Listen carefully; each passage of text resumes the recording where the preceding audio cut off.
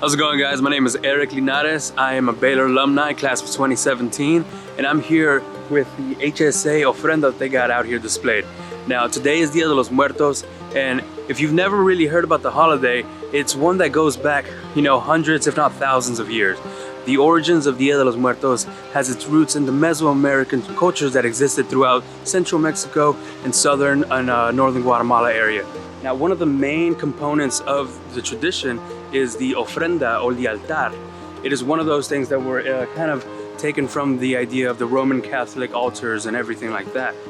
Everything that we see on this altar, it has a significance. It has an origin that is both, a mixture of indigenous practices and Roman Catholic traditions.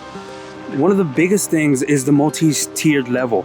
Now, in traditional altares, we believe that these tiers signify different levels of both this world and the next world, and the way we kind of create this tier thing, it kind of symbolizes going up into the heavens and where our ancestors are at right now. One of the main components of Dia de los Muertos is, of course, the flor de cempasúchil, these marigold flowers. These are traditionally believed to give off an aroma that entices and kind of brings our spirits to our ofrenda. As you see right here, the main kind of point of the altar is to create a space where we honor all of our loved ones that have passed away. So another thing that we see right here are the monarcas, these beautiful butterflies. In some areas of Mexico, it is believed that the spirits of our loved ones are transformed into these butterflies because the timing that the monarch butterflies return to the Mexican forest is actually right on par with the typical time we celebrate Dia de los Muertos. So people typically see thousands of these butterflies kind of arrive in their hometown.